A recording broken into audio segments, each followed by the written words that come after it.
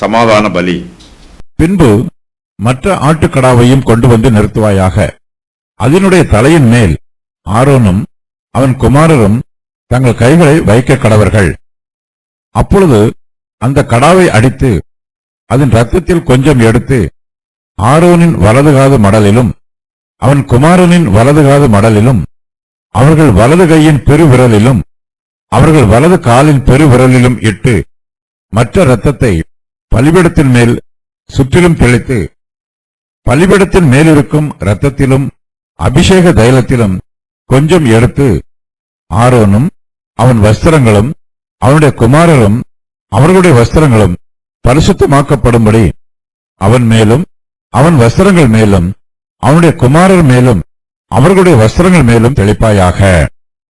அந்த ஆட்டுக்கடா பிரதிஷ்டையின் ஆட்டுக்கடாவானதால் அதிலுள்ள கொழுப்பையும் வாலையும் குடல்களை மூடிய கொழுப்பையும் கல்லீரலின் மேலுள்ள சவ்வையும் 2 குண்டிக்காய்களையும் அவைகளின் மேலுள்ள கொழுப்பையும் வலது பக்கத்து முன்னந்தொடையையும் கர்த்தருடைய சன்னிதானத்தில் வைத்திருக்கிற புளிப்பில்லா அப்பங்களுள்ள கூடையில் ஒரு அப்பத்தையும் எண்ணெயிட்ட அப்பமாகிய ஒரு அதிரசத்தையும் ஒரு அடையையும் எடுத்து அவைகள் எல்லாவற்றையும் ஆரோனின் உள்ளங்கைகளிலும் அவன் குமாரரின் உள்ளங்கைகளிலும் வைத்து அவைகளை கர்த்தருடைய சன்னிதானத்தில் அசைவாட்டப்படும் காணிக்கையாக அசைவாட்டி பின்பு அவைகளை அவர்கள் கைகளிலிருந்து எடுத்து பலிபீடத்தின் மேல் சர்வாங்க தகன பலியோடு வைத்து கர்த்தருடைய சன்னிதானத்தில் சுகந்த வாசனையாக தகிக்க கடவாய்.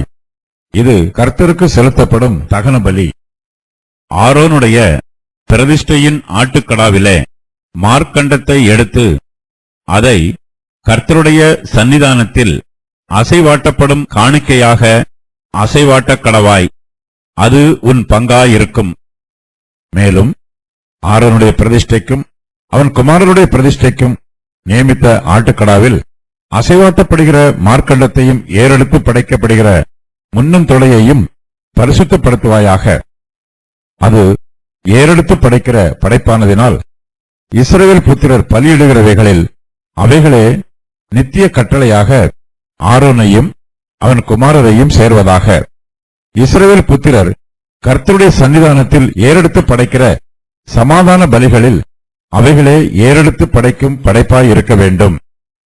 ஆரோனின் பரிசுத்த வஸ்திரங்கள் அவனுக்கு பின் அவனுடைய குமாரரைச் சேரும். அவர்கள் அவைகளை உடுத்திக்கொண்டு அபிஷேகம் பண்ணப்பட்டு பிரதிஷ்டையாக்கப்படுவார்கள். அவனுடைய குமாரரில் அவன் பட்டத்திற்கு வருகிற ஆசாரியன் பரிசுத்த ஸ்தலத்தில் ஆராதனை செய்வதற்கு ஆசரிப்பு கூடாரத்தில் பிரவேசிக்கும் போது அவைகளை 7 நாள் மட்டும் உடுத்திக் கொள்ள கடவன். பிரதிஷ்டையின் ஆட்டுக்கடாவை கொண்டு வந்து அதன் மாம்சத்தை பரிசுத்த இடத்தில் வேவிப்பாயாக.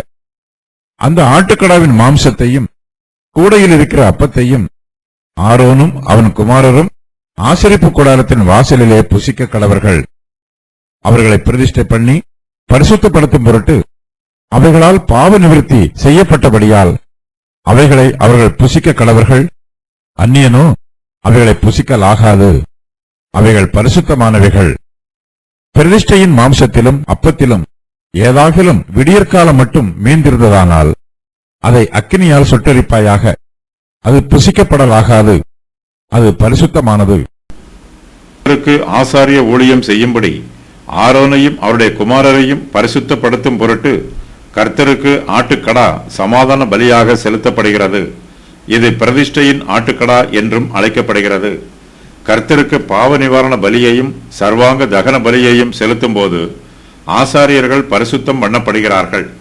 கர்த்தருக்கு சர்வாங்க தகன பலிகளை செலுத்தும் போது ஆசாரியர்கள் ஊழியத்திற்காக பிரதிஷ்டை பண்ணப்படுகிறார்கள்.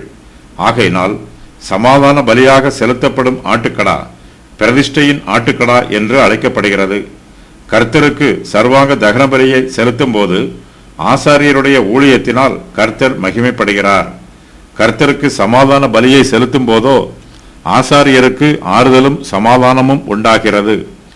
தேவனுக்கும் ஆசாரியருக்கும் நடுவே உடன்படிக்கை பண்ணப்படுவதற்கு சமாதான பலி அடையாளமாய் இருக்கிறது. கர்த்தர் மோசேயை நோக்கி, பின்பு மற்ற ஆட்டுக்கடாவையும் கொண்டு வந்து நிறுத்துவாயாக. அதனுடைய தலையின் மேல் ஆரோனும் அவன் குமாரரும் தங்கள் கைகளை வைக்க கடவர்கள் என்று சொல்லுகிறார்.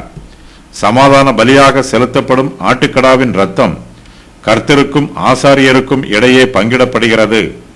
அந்த கடாவை அடித்து அதன் இரத்தத்தில் கொஞ்சம் எடுத்து ஆரோனின் வலது காது மடலிலும் அவன் குமாரரின் வலது காது மடலிலும் அவர்கள் வலது கையின் பெரு விரலிலும் அவர்கள் வலது காலின் பெரு விரலிலும் இட்டு மற்ற இரத்தத்தை பலிபீடத்தின் மேல் சுற்றிலும் தெளிக்க வேண்டும்.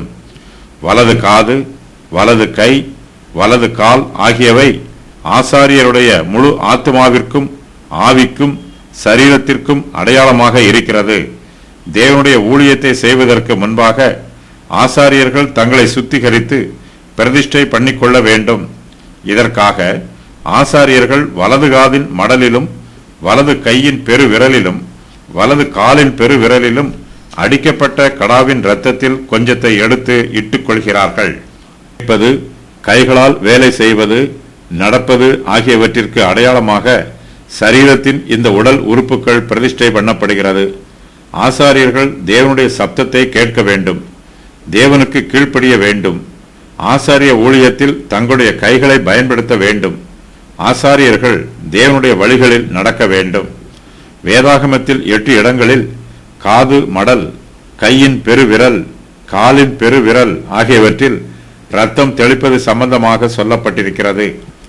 பலிபீடத்தின் மேல் இருக்கும் இரத்தத்திலும் அபிஷேக தைலத்திலும் கொஞ்சம் எடுத்து ஆரோனும் அவருடைய வஸ்திரங்களும் அவருடைய குமாரரும் அவர்களுடைய வஸ்திரங்களும் பரிசுத்தமாக்கப்படும்படி அவர் மேலும் அவர் வஸ்திரங்கள் மேலும் அவருடைய குமாரர் மேலும் அவர்களுடைய வஸ்திரங்கள் மேலும் தெளிக்க வேண்டும்.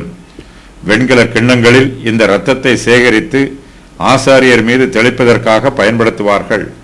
வாசஸ்தலத்தின் பிரகாரத்தில் அபிஷேக எண்ணெய் கிண்ணங்களில் சேமிக்கப்பட்டிருக்கும்.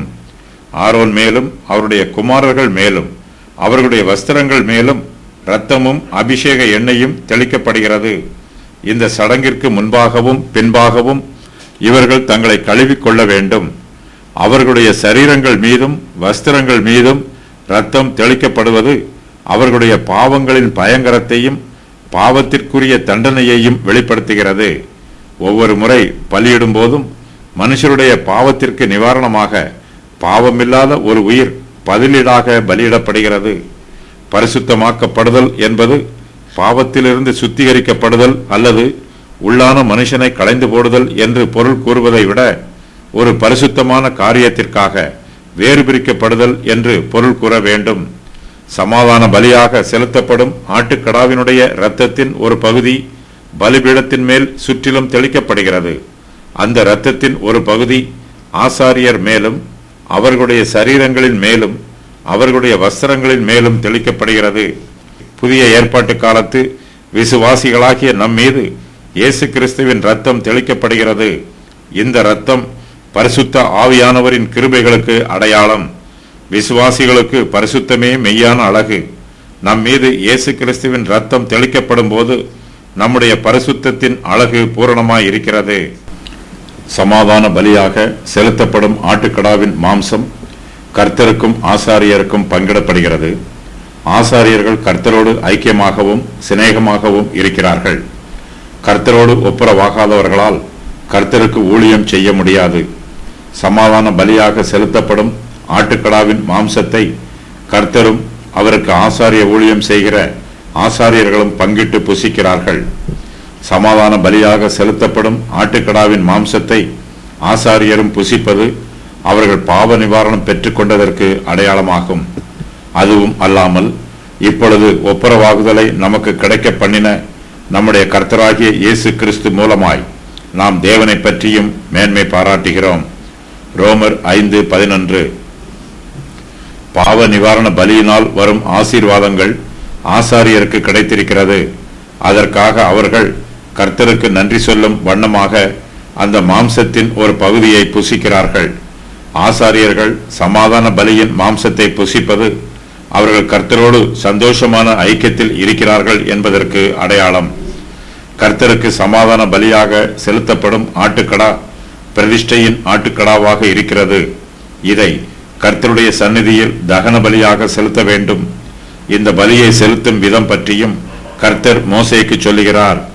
கர்த்தர் மோசேயை நோக்கி, அந்த ஆட்டுக்கடா பிரதிஷ்டையின் ஆட்டுக்கடாவானதால் அதிலுள்ள கொழுப்பையும் வாலையும் குடல்களை மூடிய கொழுப்பையும் கல்லீரலின் மேல் உள்ள சவ்வையும் 2 குண்டி காய்களையும் அவைகளின் மேல் உள்ள கொழுப்பையும் வலது பக்கத்து முன்னன் தொடையையும் கர்த்தருடைய சன்னிதானத்தில் வைத்திருக்கிற புளிப்பில்லா அப்பங்கள் உள்ள கூடையில் ஒரு அப்பத்தையும் எண்ணெயிட்ட அப்பமாகிய ஒரு அதிரசத்தையும் ஒரு அடையையும் எடுக்க வேண்டும் என்றும் அவைகள் எல்லாவற்றையும் ஆரோனின் உள்ளங்கைகளிலும் அவன் குமாரரின் உள்ளங்கைகளிலும் வைத்து அவைகளை கர்த்தருடைய சன்னிதானத்தில் அசைவாட்டப்படும் காணிக்கையாக அசைவாட்டி பின்பு அவைகளை அவர்கள் கைகளில் இருந்து எடுத்து பலிபீடத்தின் மேல் சர்வாங்க தகன பலியோடு வைத்து கர்த்தருடைய சன்னிதானத்தில் சுகந்த வாசனையாக தகிக்க வேண்டும் என்றும் இது கர்த்தருக்கு செலுத்தப்படும் தகன பலி என்றும் சொல்லுகிறார்.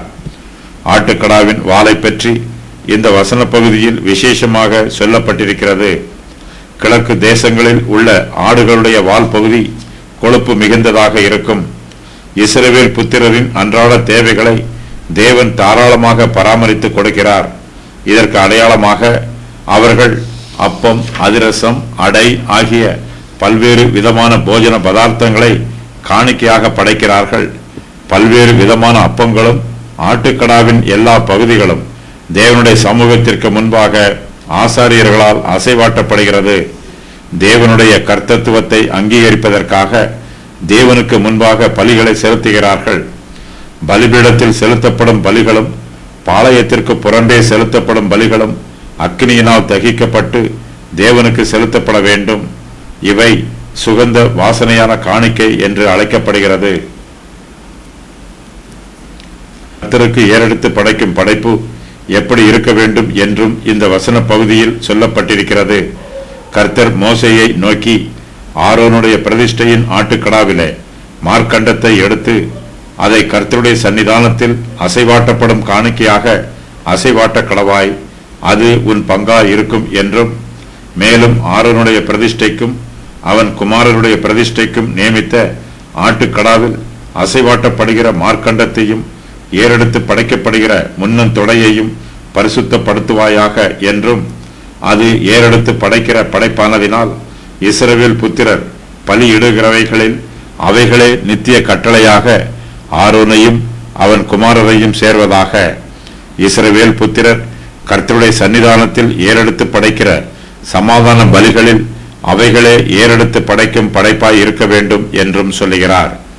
ஆட்டுக்கடாவின் மார்க்கண்டமும் முன்னந்தொடையும் அக்னியினால் தகிக்கப்படவில்லை.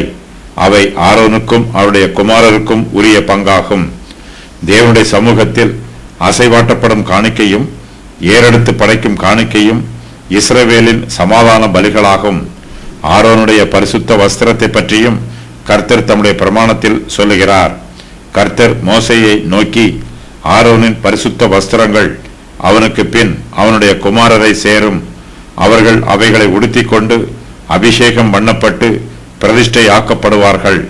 அவனுடைய குமாரரில் அவன் பட்டத்திற்கு வருகிற ஆசாரியன் பரிசுத்த ஸ்தலத்தில் ஆராதனை செய்வதற்கு ஆசரிப்பு கூடாரத்தில் பிரவேசிக்கும் போது அவைகளை 7 நாள் மட்டும் உடுத்திக் கொள்ள கடவன் என்று சொல்லுகிறார். ஆசாரியர்கள் 7 நாட்களுக்கு ஆசரிப்பு கூடாரத்தை விட்டு வெளியே வரக்கூடாது. பிரதிஷ்டையின் ஆட்டுக்கடாவினுடைய மாம்சத்தை ஆசாரியரும் புசிக்க வேண்டும் என்று கர்த்தர் சொல்லுகிறார். பிரதிஷ்டையின் ஆட்டுக்கடாவை கொண்டு வந்து அதன் மாம்சத்தை பரிசுத்த இடத்தில் வேவிப்பாயாக. அந்த ஆட்டுக்கடாவின் மாம்சத்தையும் கூடையில் இருக்கிற அப்பத்தையும் ஆரோனும் அவன் குமாரரும் ஆசரிப்பு கூடாரத்தின் வாசலிலே புசிக்க கடவர்கள் என்பது கர்த்தருடைய பிரமாணமாகும். பரிசுத்த இடம் என்பது ஆசரிப்பு கூடாரத்தின் பிரகாரத்தில் உள்ள வெண்கல பலிபீடமாகும். ஆசாரியர்கள் பிரதிஷ்டை பண்ணப்படுகிற போது 7 நாட்களுக்கு இந்த பலிபீடம் பிராயச்சித்தம் செய்யப்படுகிறது. பிரதிஷ்டையின் ஆட்டுக்கடா மாம்சத்தை ஆசாரியர்கள் ஏன் புசிக்க வேண்டும் என்றும் அந்நியர்கள் அதை ஏன் புசிக்க கூடாது என்றும் கர்த்தர் காரணம் சொல்லுகிறார்.